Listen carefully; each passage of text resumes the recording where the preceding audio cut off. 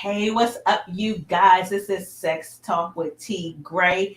Welcome to dun, dun, dun, dun, Tricks of the Trade Tuesday. It's going to be fun. It's going to be live in here tonight, you guys. You want to go ahead. You want to send the kids on upstairs because we having some grown-up talk tonight.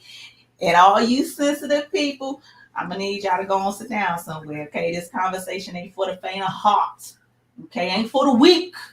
Okay, we having some grown up talk tonight. I have with me co-hosting this evening my homeboy Prophet Pete. What up, Prophet? Yeah. We here. Can't wait for the convo. Can't wait for the convo. I got some tricks to my trades. Hey, you better. I know y'all light skinned niggas know a little something. Y'all know I'm a little telling something. you, there was a time that we wasn't in, so we had to work a little harder. You And know, I'm gonna tell y'all, I don't really fool with light skinned dudes like that, y'all. I see, don't. that's what I'm talking about. See, exactly what I'm talking about. Huh? I'm racist. I'm racist in my bed. It's all right. It's all right. I'm a colorist in my bed. Mm. I'm gonna tell you why though. It's because y'all stuff always be too many different colors. Like the balls be one color, the shaft be another, the head be another. Like make up your mind, genitalia. See, On a light skin guy. but the trick to that trade, right? The trick to the trade for that is, we always doing it in the dark. That's it. You don't got to worry about the color of the balls or nothing else. Everything is all the same color in the dark. Listen, I'd be like, why is your dick blacker than your whole body? There's too many stuff that's pink down there. I don't. Is it purple? Help me help you. Like I get lost. I get Oh, lost. that's when you go for the light skin dudes. Those are the light when it look purple because they real white. That's just a little tasty tidbit about T.GRAYE. But you guys, I am super excited about my guest tonight. So, T.GRAYE is all about educating. I'm all about having deep conversation. And I met this young lady recently. We got into a conversation that I was like, you know what? I have to have you on my show. This is too good to hold just between us two. So joining me tonight, and I hope it works out because she's in the airport right now. But joining me tonight, you guys, is a former sex worker. She's changed her life around. She is now singing Gina, sharing her voice and her philosophy and her perspective just all over the place, you guys. She just leaving New York, just finished up a dope podcast with Queen Flip, if you all are familiar with him. She's just, first off, knowledgeable, and she's like T.GRAYE, you guys. She's super transparent. She don't have a problem educating and telling you all what's up and what's not what's up. So just to give you all a little bit of a tidbit, her and I got into conversations about the power of the orgasm. And I know when you hear it initially, you probably thinking, oh yeah, orgasms are powerful, because they feel good. But that's not it. There's so many underlying tones, which to be honest with you, T.GRAYE didn't realize. And as her and I got into this conversation, I'm like, yo, that's dope. That's deep. So her perspective was that women control and or withhold their orgasms as means of controlling men, as means of manipulation, so that if we're in a sexual situation, we're having sex, I hold back because then I want you to work harder. I want you to second guess yourself. So you have to come back with more, either more sex or more things or what have you. And I thought that was just such an interesting topic because, first off, only 30% of women can even reach orgasm. So to be able to reach it is already a feat, but then to add in the manipulative side of it. Like, Prophet, what do you think about that? What do you think about women holding back in the bedroom? That is truly interesting. That's like taking sex to like a whole nother level because it's true. If he can't make you orgasm, he's gonna sit there and do more. If you orgasm too quick, he's gonna be like, yo, I got this. He's gonna get lazy with it. So it's definitely a wild thing. I can't wait to really hear what Gina gotta say. And Do you believe that a woman can trap a man in that way? Do you believe that that's a legitimate way of sealing the deal because you're constantly on that chase or constantly on that mindset of trying to make that woman reach a certain type of climax? It depends on the guy because one guy probably get frustrated and be like, "Yo, you know what? I can't do this no more. I'm out." A guy don't want to work hard all the time. And Put that's in the work sometime, but I need my easy days too. Mhm.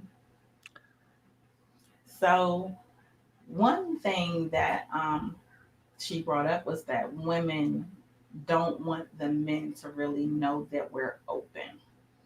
And so I look, I can speak on that just a little bit. I get it. I get it. It's no different than old school when you see a dude, you be like, oh, he's pussy whipped. Don't nobody want to get dickmatized out here neither. Mm. And it has that power. It does. The sex, if you mishandle it, misuse it, if you're not throwing up some caution, taking some caution signs, or if you're not strong, it can really pull you in a very mental way and then either make you dependent upon that person. Like people stay in relationships because the sex is good, but the relationship is horrible.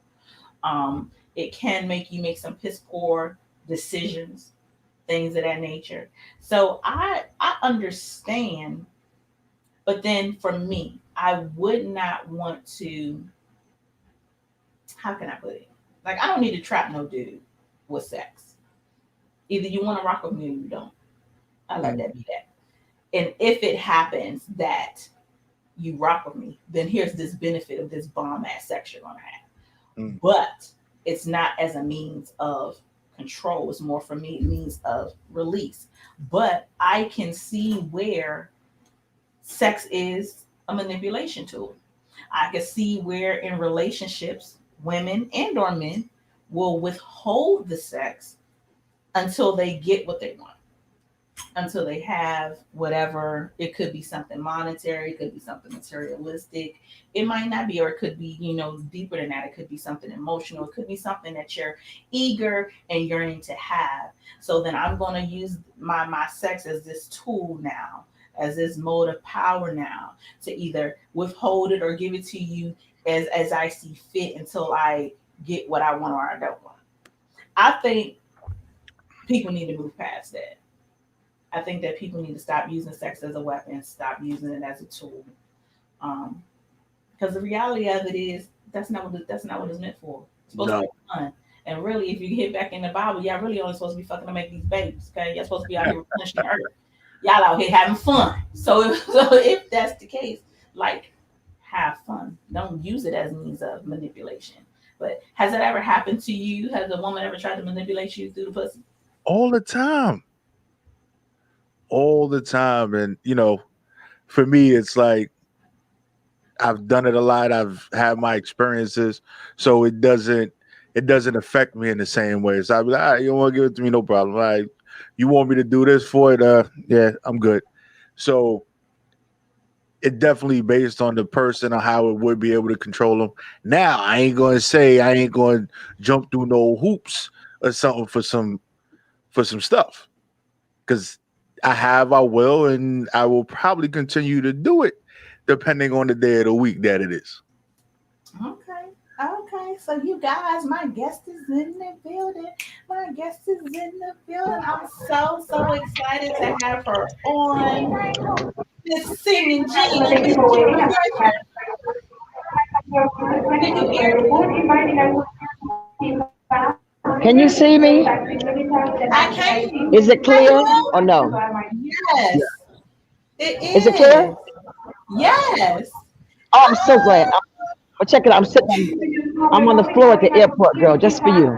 Just for your crazy ass. I'm on the floor at the airport. And I baby, had to and I find love you for it. I had to find something to charge my phone. I'm walking around here crazy trying to find outlets. Yo, it's like some ghetto shit trying to find an outlet in the airport. I gotta carry my bag to the outlet and then that don't work, girl. But just for Have a conversation with T.GRAYE. Just for you. And I lost my glasses, so I can only see what the fuck I'm seeing.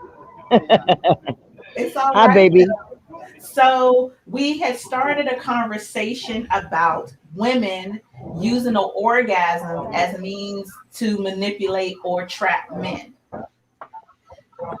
So you had kind Oh of yes. Wait. shared Let your me stand up because I got something to say. yes, yes. I really wanted to hear and let the audience really hear your perspective on that. Uh-oh. Uh-oh, my girl got Uh-oh. cut out. Uh-oh. Uh-oh, you guys.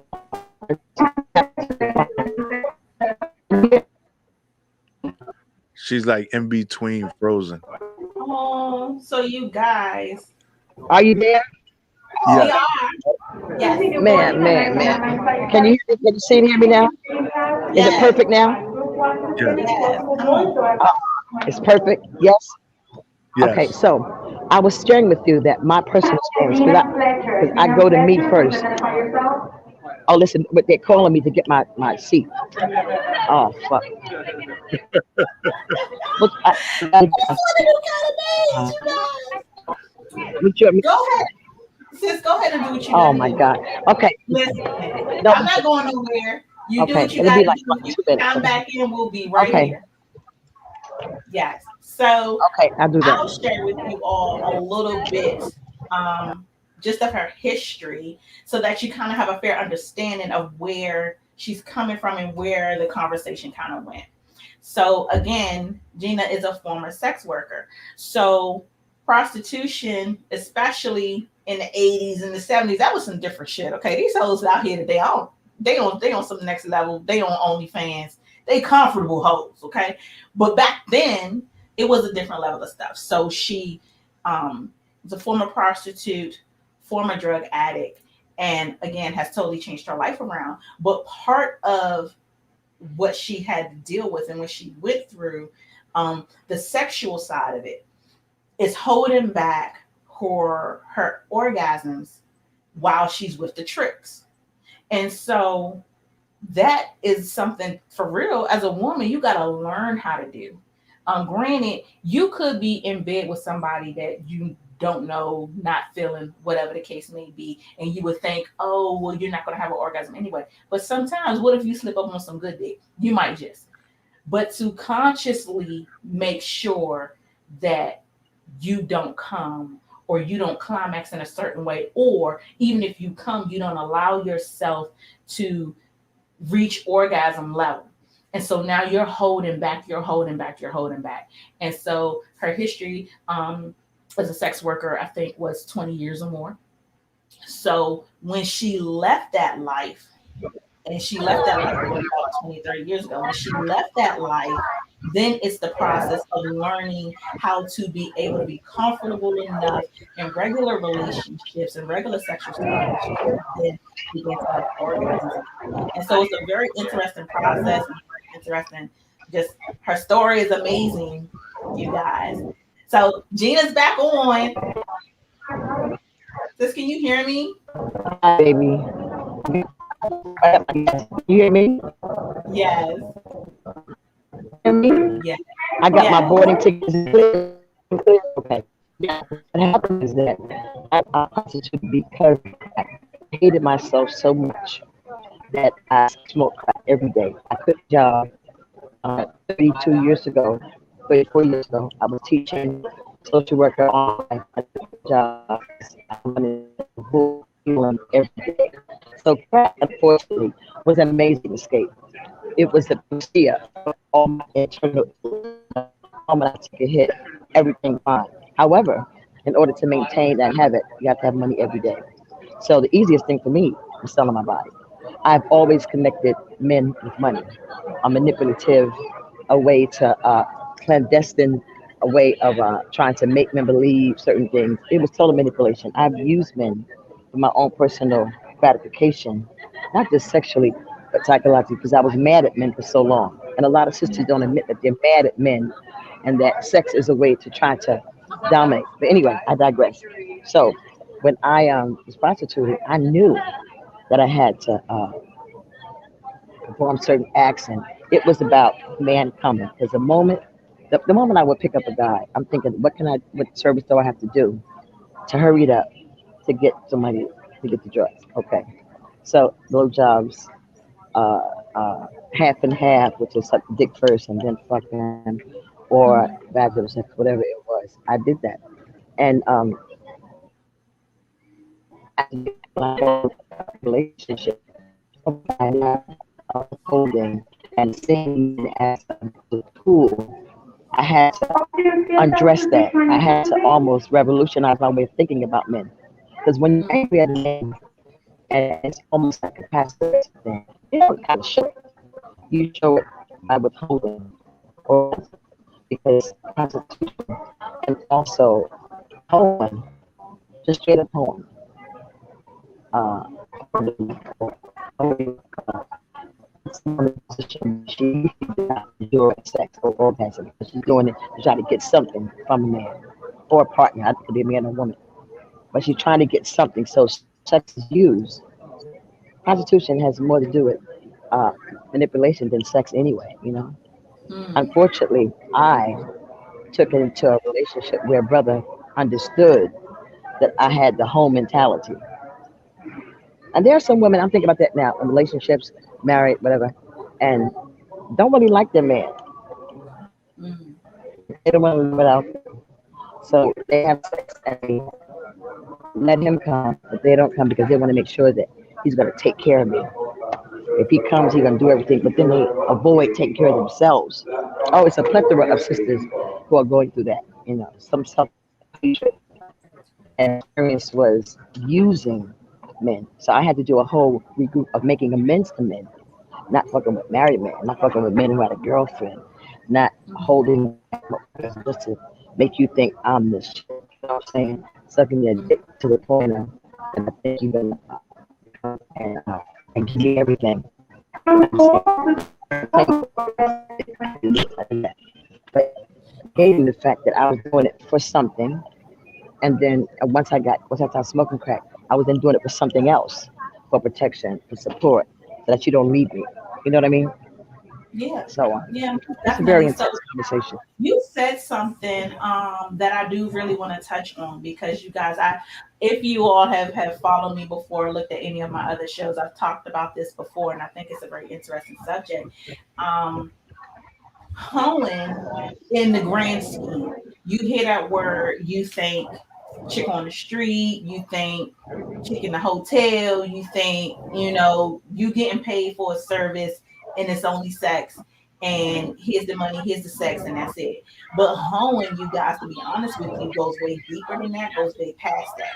And so even though I know most married women, most people in long-term relationships will not want to view what they're doing as any level of hoeing, but it kind of is because what I'm hoeing is my emotion.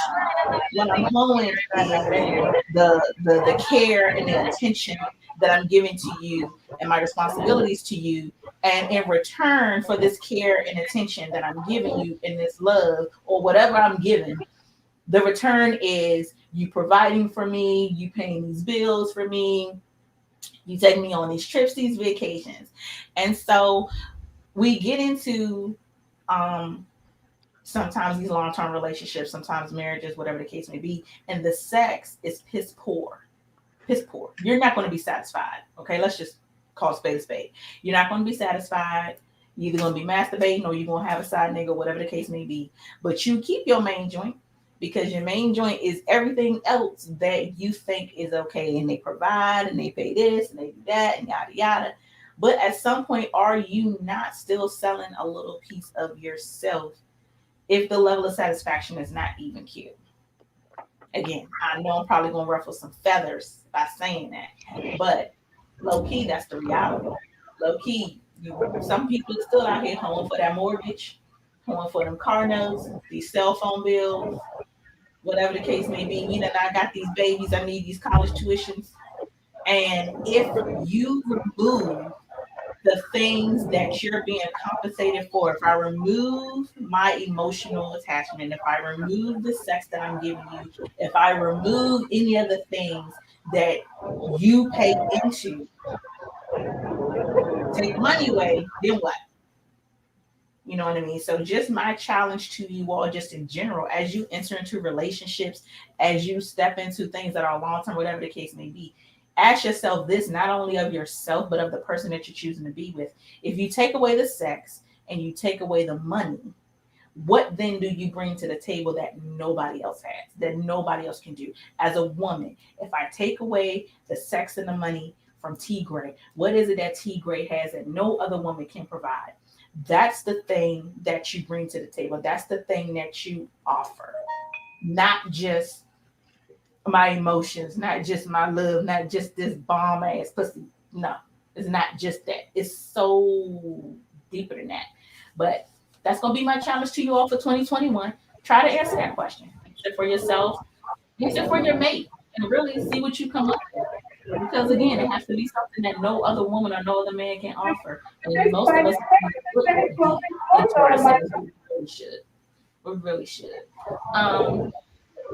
So Well, see, when you were talking, I was thinking about one of the consequences of someone in a relationship on the down low is that usually the woman does not get sexually satisfied because she's trying to make sure that the man comes because his orgasm is indicative of what she's going to get.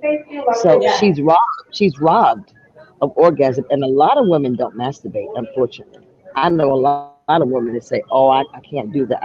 I need a man to come, whatever." And that's a whole different conversation.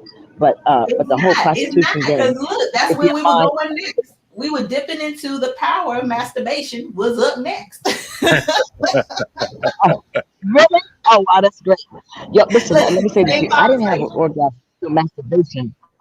I didn't have an orgasm through masturbation until I was maybe 45, Oh and I'm wow. 60 now. Oh wow. I didn't have an orgasm. I could not take myself in my mind there, and it wasn't because I thought it was dirty. I just didn't let go. And the moment, let me say this to you, this is revolutionary. When I start liking my body, I didn't like my body for years. I thought my butt was too big. I was pigeon-toed. I thought I wasn't. I thought I was flat chested. I wanted titties like Pam Grier. You remember Pam Grier? So Yeah. I didn't like my body.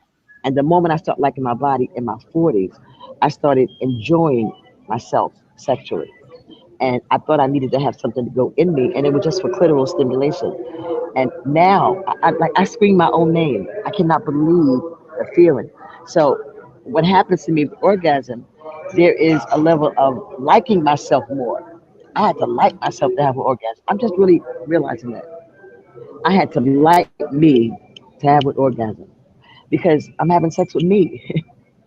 You know what I mean? And I But you had to know, allow my mind. Yes, baby. I think that that is something to me. I think that the female masturbation process is something that all the way back in childhood is not what we're talked about.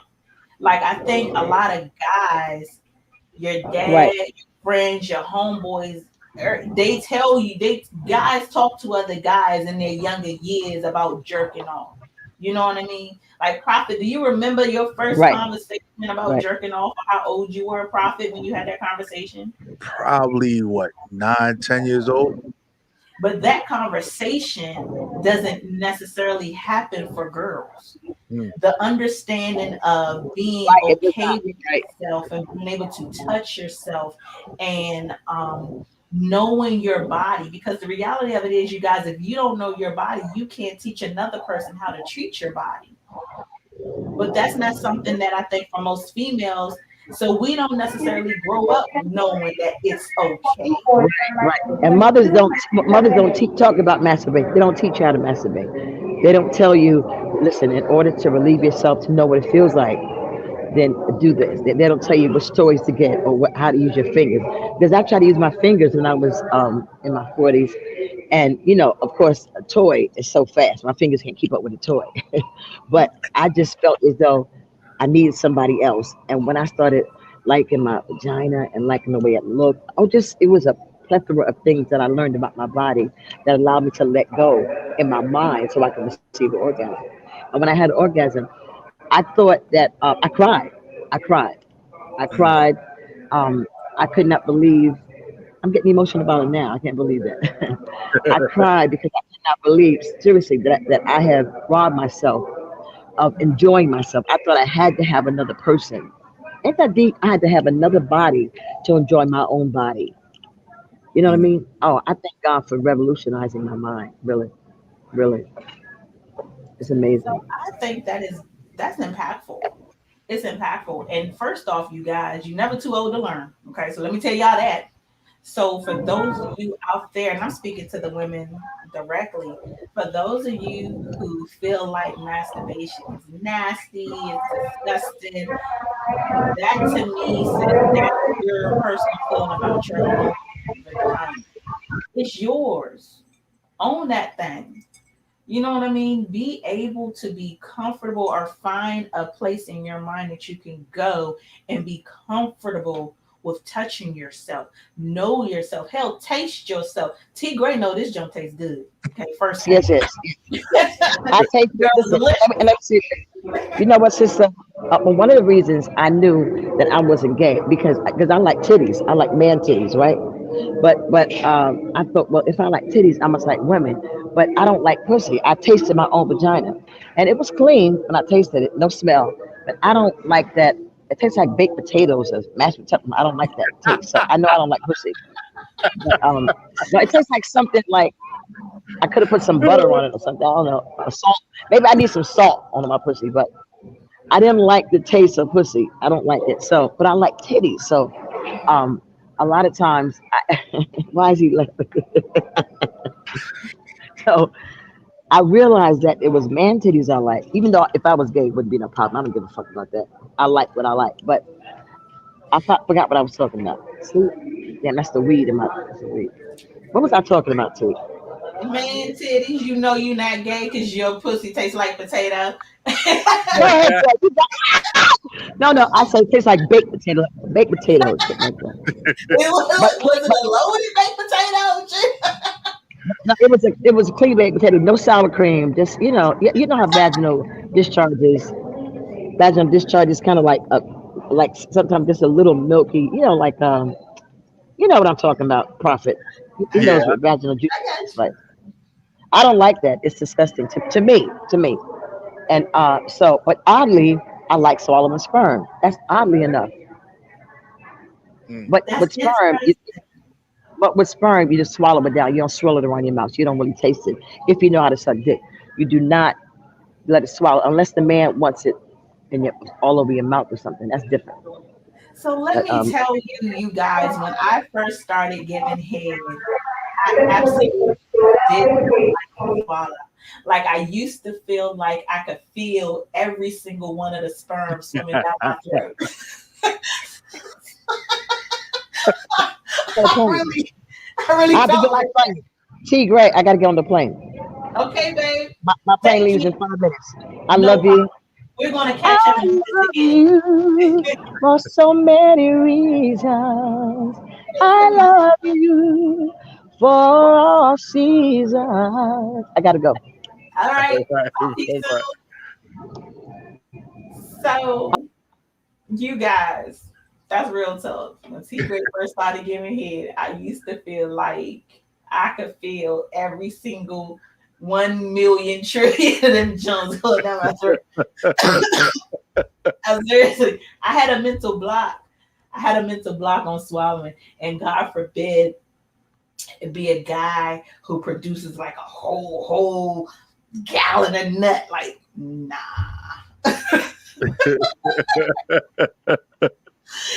Oh yeah, I didn't swallow for years. Uh-oh, my mic.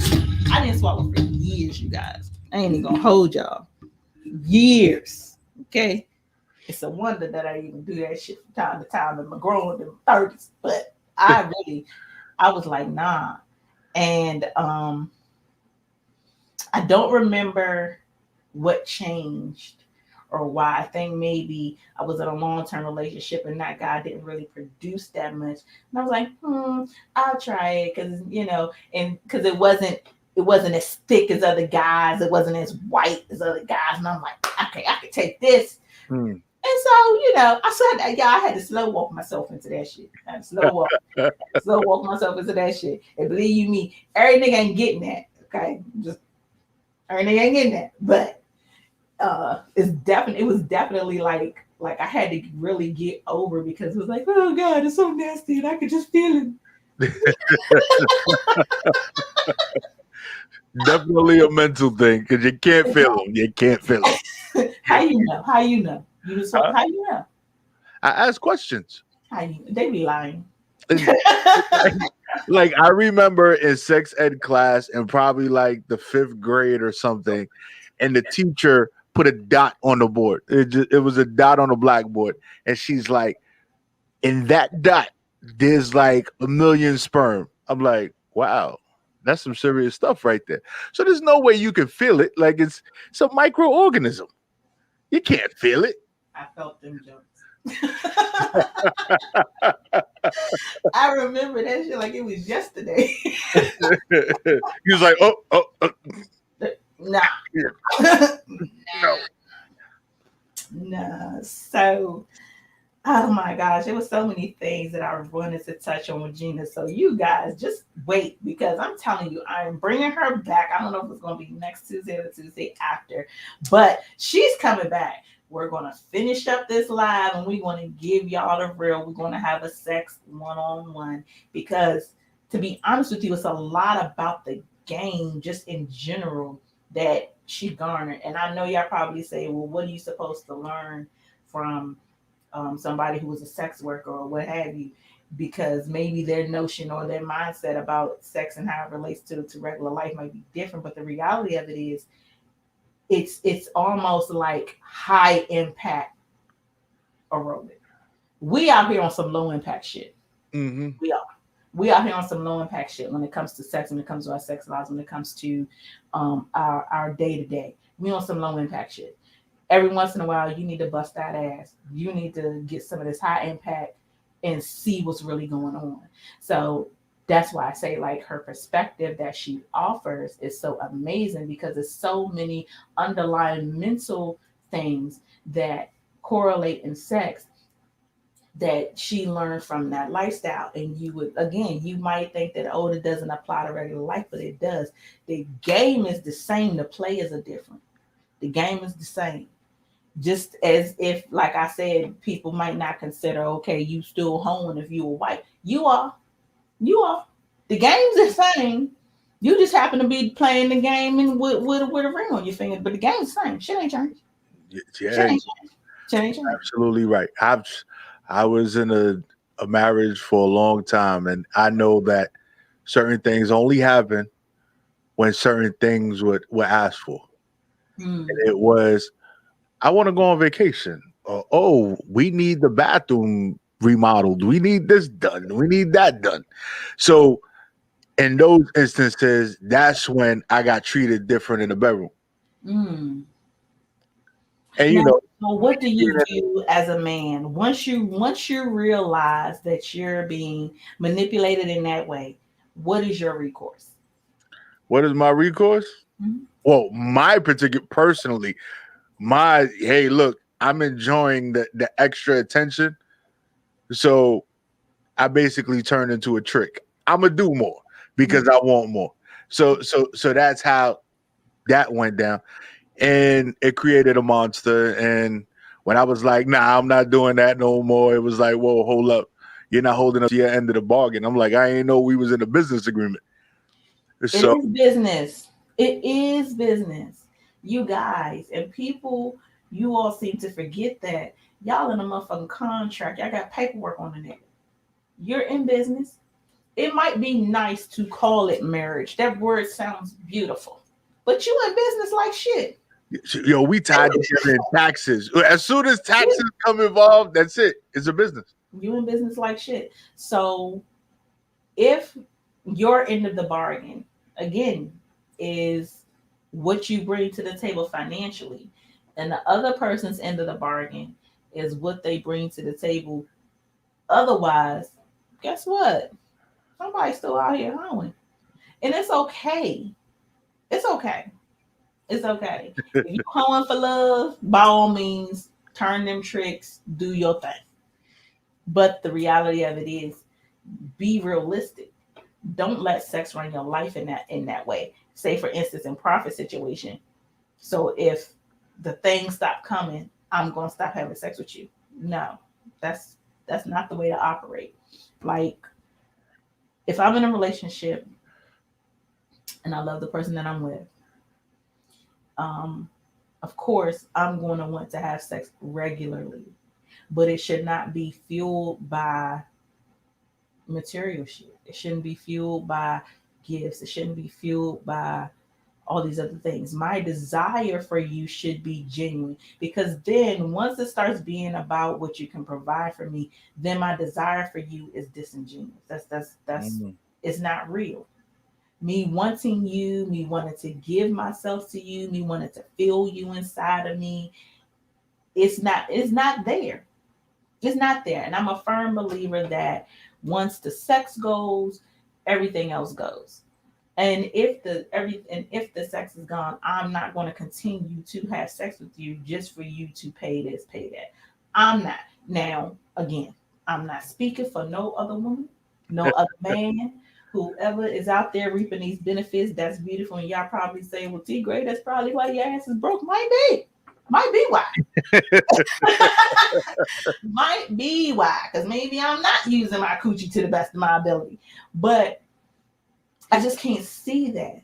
Um, if in my relationship everything was great, but the sex, I'm not gonna stay for too long. Like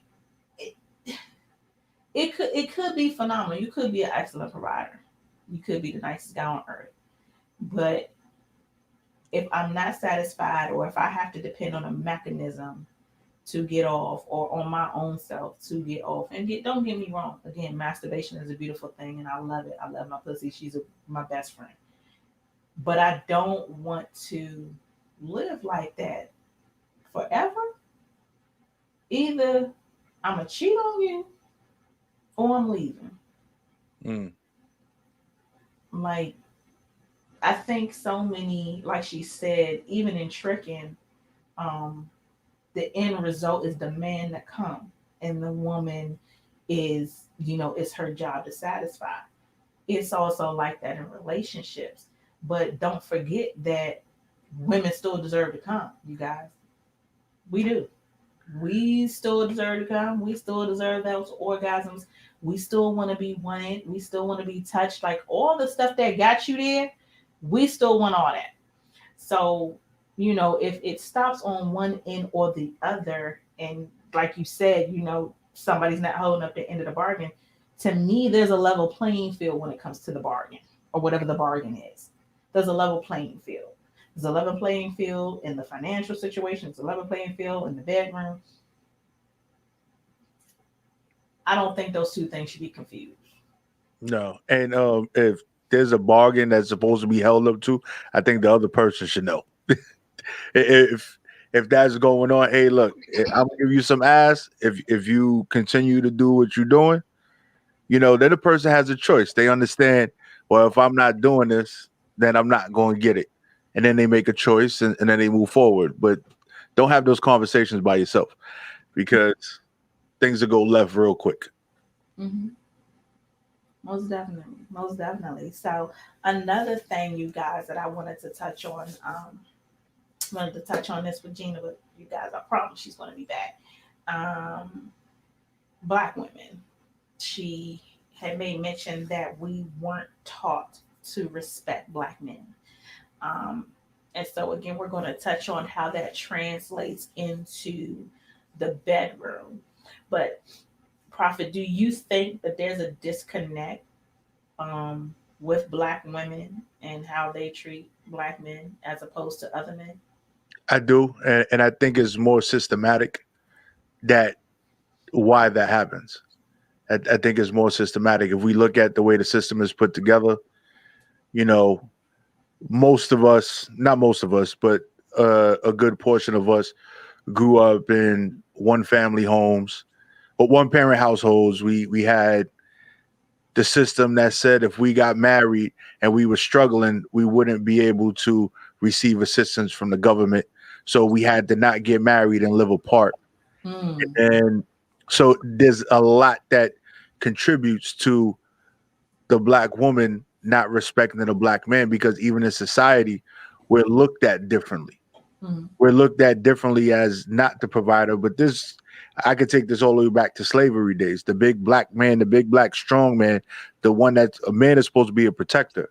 But in the fields, the little scrawny white man would come by and beat the strong 6'8" black man that had muscles that was the size of his head in front of the black woman and made look less than by someone that was small. So that's something that has transcended over generations. It just looks a lot different now.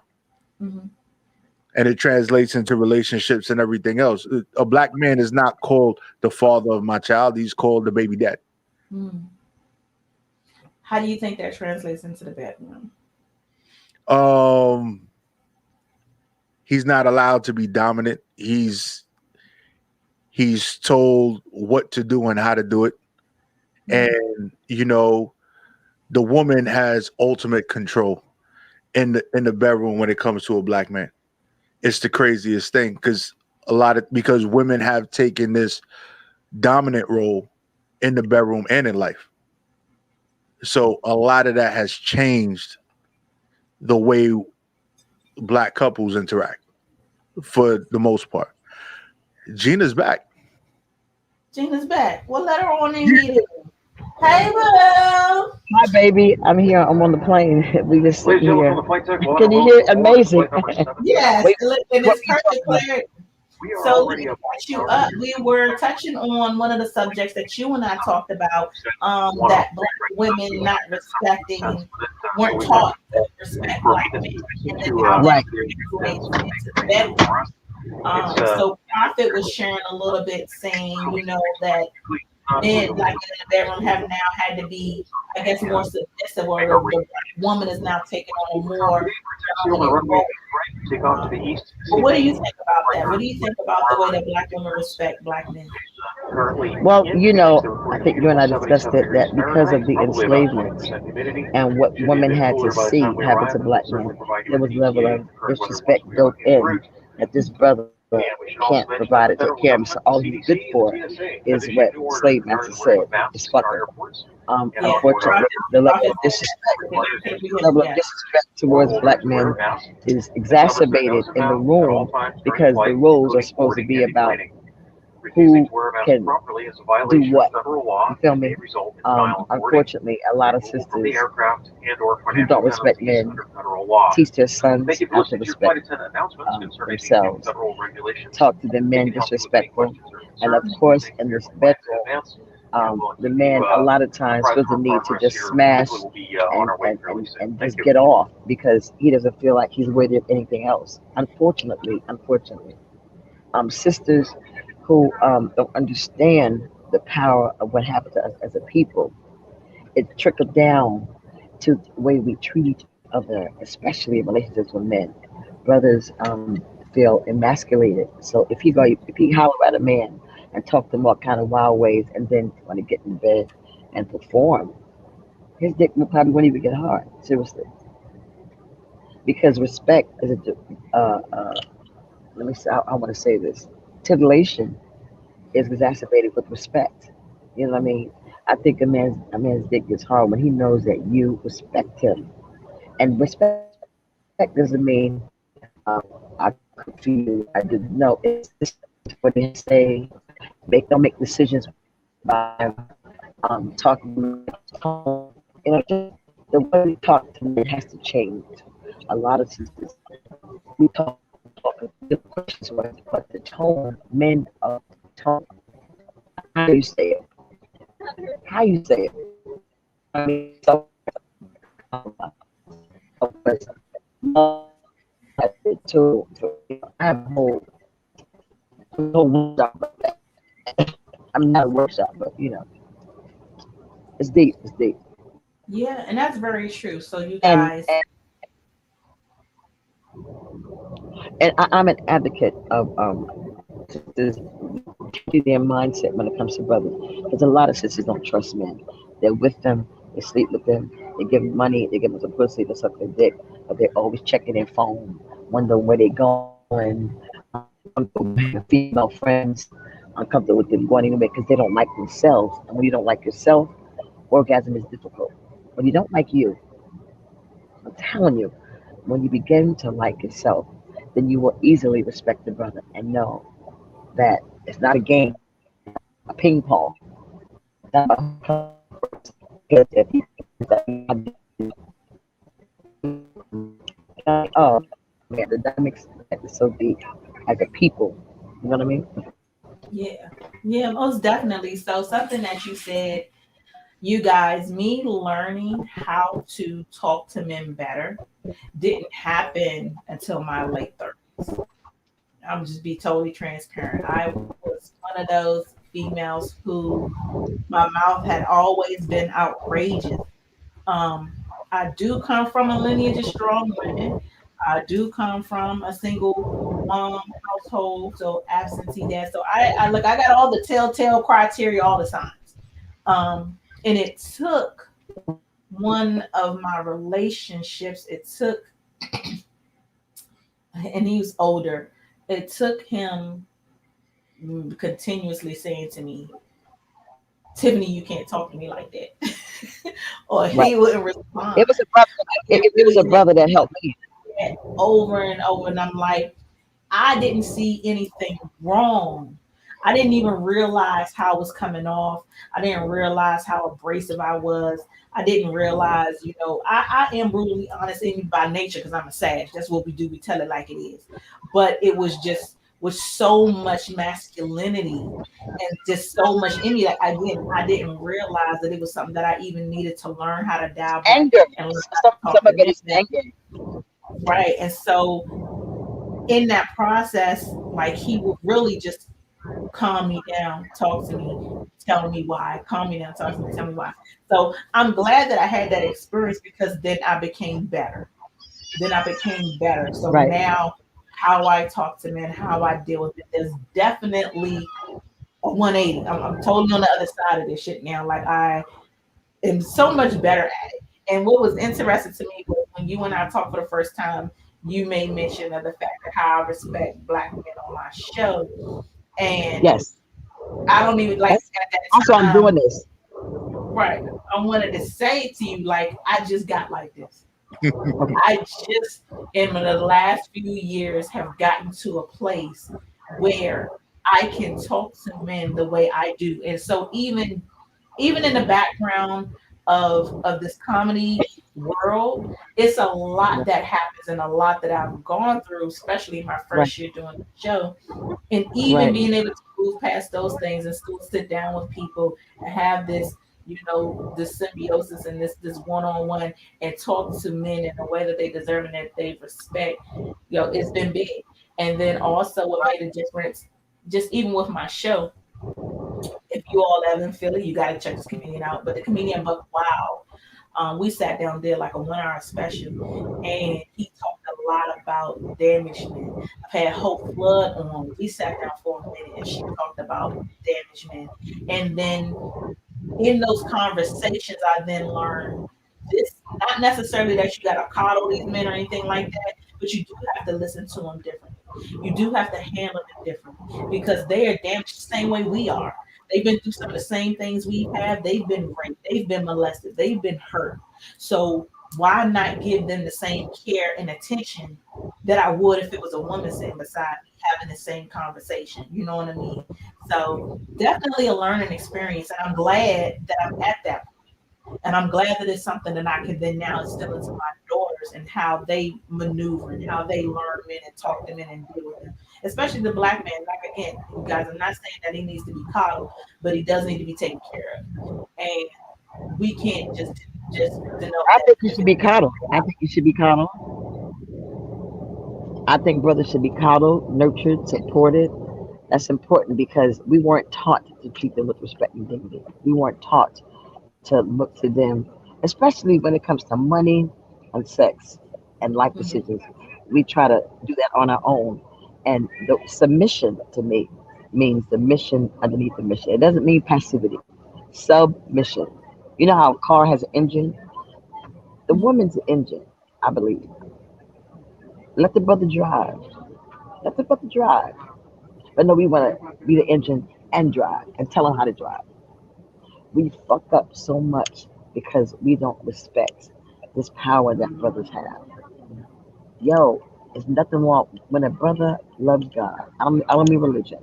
When he likes himself, it's no problem to listen to him. I remember a woman told me I was with a dude for 13 years and I was going crazy with insecurity. And she said, I'm going to give you a challenge. She said, for a week, believe everything he says. Just believe it. If he says the sun is green, don't look outside. Say, okay, baby. And I did that for like 3 years. I'm talking about the level of freedom that I had Hmm. Oh no, it froze. She froze. It was getting good. Oh, she was about to get really, really deep. Yes. Uh, Oh. That's one thing about these live shows, you guys. We can't cut that out. you gotta go with what happens. She was hitting on something. Oh my God. I was feeling I was receiving a word in that moment, you guys. Um, it's very, very important where she was heading.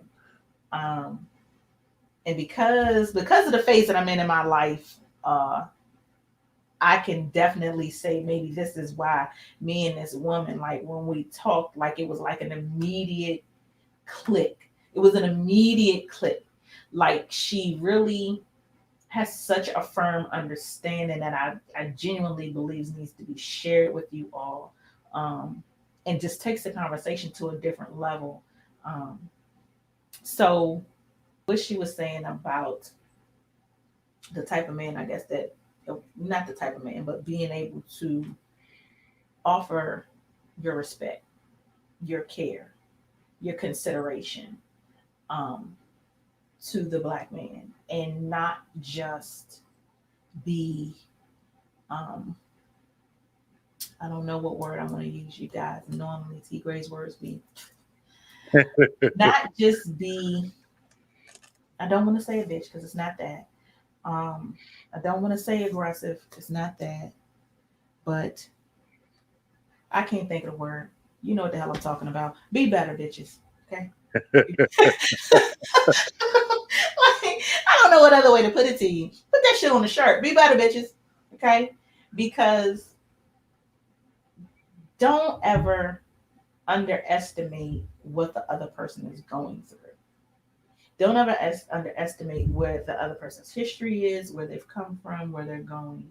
And so, in dealing with black men, I know that I have a co-host on another show who always asks me about the differences between white women, black women. We have these conversations all the time, and he's like, "Well, do you think black women hold black men to a higher standard?" And I said, "Yes, we do." And I'm not saying to you all today that I feel like that's right or wrong. I'm saying that it's something that I recognize that we do hold black men to a higher standard. And whether or not that's fair, figure that shit out. Like maybe it's not fair. Maybe it's not fair. Maybe they do need a little bit more from us. Um, and because the reality of it is, the world is against them at every step. Okay, it is what it is. It's not just us that's against them, it's the world that's against them. So when she said that her friend had challenged her to believe everything that man had said, it's a lot of women running around out here with shit ton of insecurities, and then you place these insecurities onto the new dude. New dude might not even deserve that shit.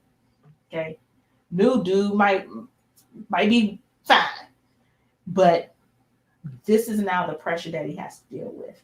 You could be harboring feelings because um, Uncle Rufus used to touch you when you was little.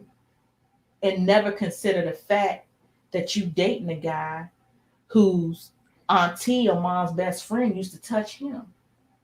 You know what I mean? You never consider the fact that you might be dealing with a man that when he go down, he don't want you to put his hands here. He don't want you to force him because that's what he was forced to do when he was a kid. You never know. Like I've had a sexual experience with a person, and before the experience, we had foreplay, and we got to the point of we're about to have sex. You know that this is what's happening. And he said to me, I just want you to know that I've been a victim of rape and I'm still dealing with it. Mm. Now, mind you, in that moment, that's the furthest thing from my motherfucking mind. Okay? Furthest. We're here, we're in full play, we getting in the bed, we know what's going on. But to stop to even make that statement, so it's like I'm letting you know that there's some damage here, not just on an emotional level, but on a mental level. So I'm letting you know so that you can take care of me in another kind of way in this bedroom. You know what I mean? Not as it wasn't said as a means to stop the situation, as a means to let's dive into this shit right now and have a whole conversation. It wasn't that.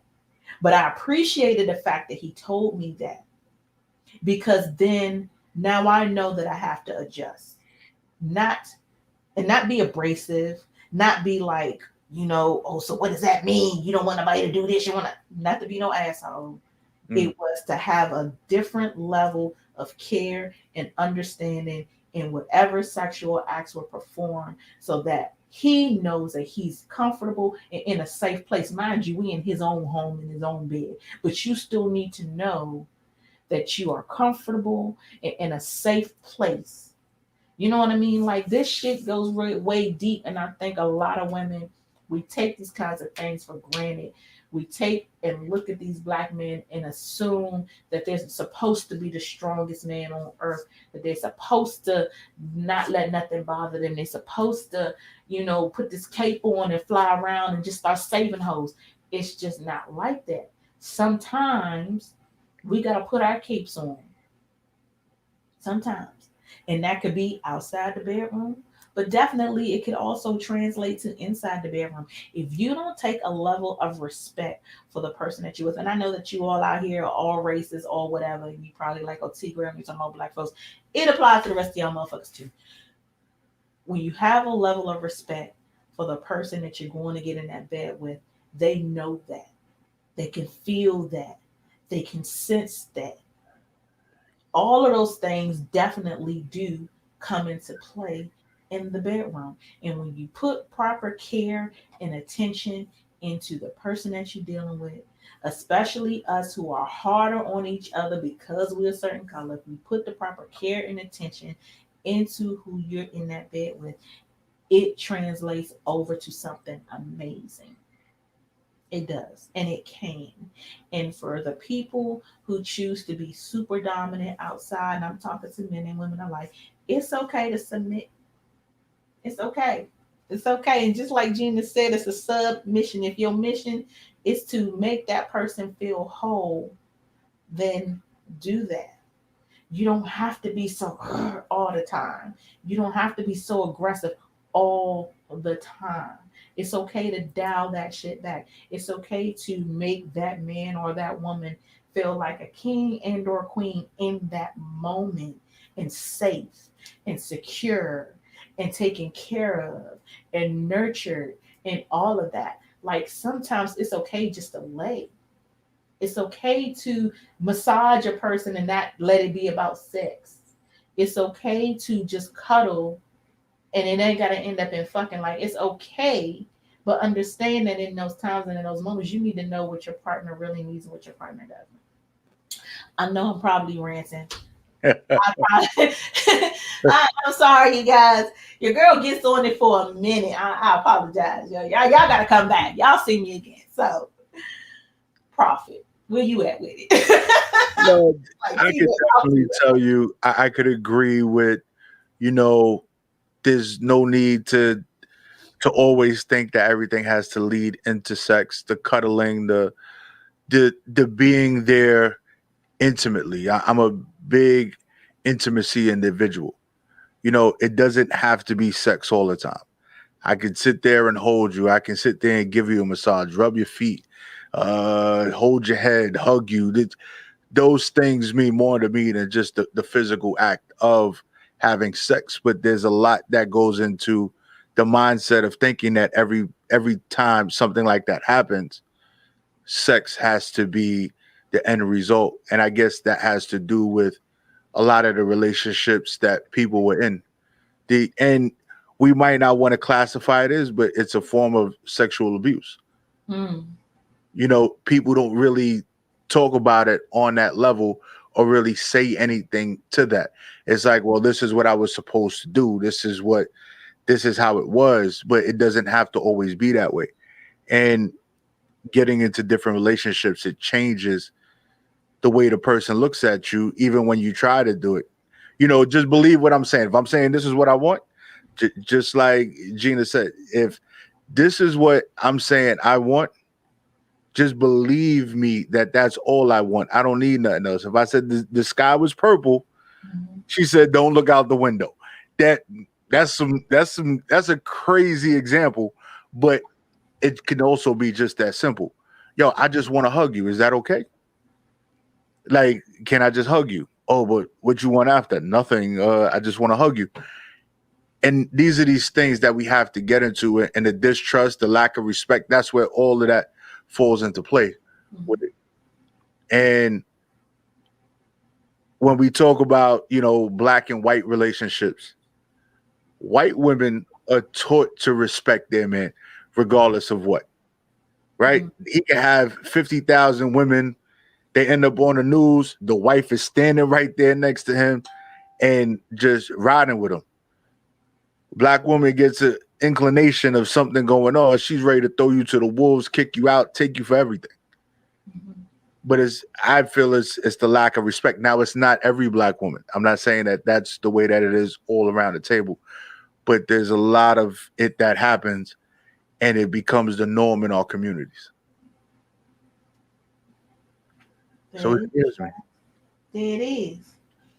But I like to have sex either way. Amen. Don't we all? That's it. I like to have sex, but some days I'd rather hold you, rub you, your back hurt, your body hurt, your shoulder hurt. Yo, let me hold that down for you. And what Gina said when she spoke about caring for that person, taking care of that person, filling that void or whatever they need at the moment is what we need to learn to do with one another. Yeah, most definitely. Y'all touched on some stuff tonight, you guys. I feel like we gave y'all part one of the class. Okay, we're gonna bring y'all back next Tuesday. We're gonna continue. We're gonna continue this discussion. But I hope you all enjoyed.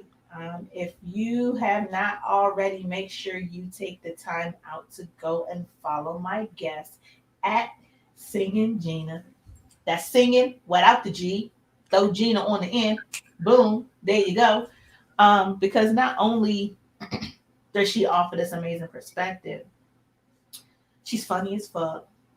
She has an amazing voice, and she is legit a good spirit.